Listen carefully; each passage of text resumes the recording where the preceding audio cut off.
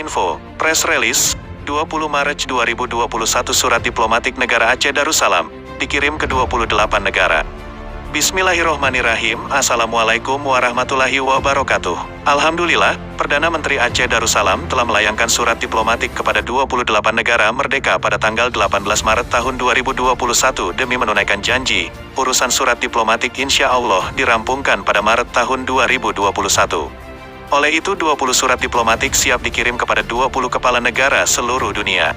Surat diplomatik ini diutamakan kepada negara-negara yang dikenal pasti pernah menjadi negara sahabat Aceh Darussalam suatu masa dahulu. Kandungan surat ini selain mengingatkan betapa erat hubungan persahabatan, perdagangan dan diplomatik antara negara Aceh Darussalam dengan negara yang dituju, disertai dokumen yang membuktikan wujudnya hubungan diplomatik tersebut, juga memohon memberi pengakuan, recognition, kepada Aceh sebagai sebuah negara merdeka dan berdaulat, mengingat hubungan diplomasi tersebut terputus, disebabkan oleh meletusnya perang melawan kolonial Belanda, tahun 1873 sampai tahun 1942, Jepang, tahun 1942 sampai tahun 1945, dan Indonesia, tahun 1945 sampai tahun 2021. Waktu Aceh Darussalam berdiri tegak sebagai sebuah negara merdeka dan berdaulat, semua diplomatik korespondens ditandatangani langsung oleh Sultan Aceh. Bagaimanapun, semua aktivitas negara ini terhenti karena tidak ada pemimpin nasional, sekaligus terjadi kekosongan kekuasaan, vacuum of power, sejak periode tahun 1911 sampai tahun 1976.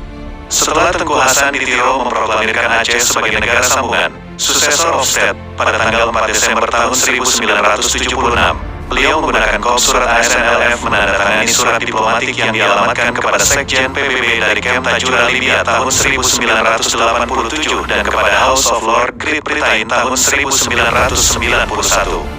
Bagaimanapun setelah nama ASNLF bertukar kepada pemerintah negara Aceh, PNA Darussalam, hasil rapat Sigondonya pada tanggal 21 Juli tahun 2002, dikuatkan lagi dengan jurisprudensi Mahkamah Hudinge, Sweden pada tanggal 18 Juni tahun 2004, Tengku Hasan Ditiro tidak pernah lagi menandatangani surat diplomatik atas nama ASNLF.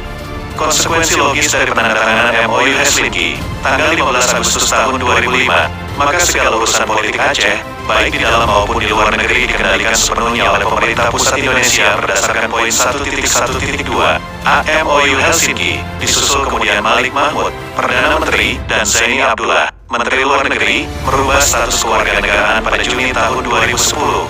Bahkan Malik Mahmud menjadi wali Nagro Aceh, sementara Zaini Abdullah menjadi gubernur Provinsi Aceh, tahun 2012 sampai tahun 2017.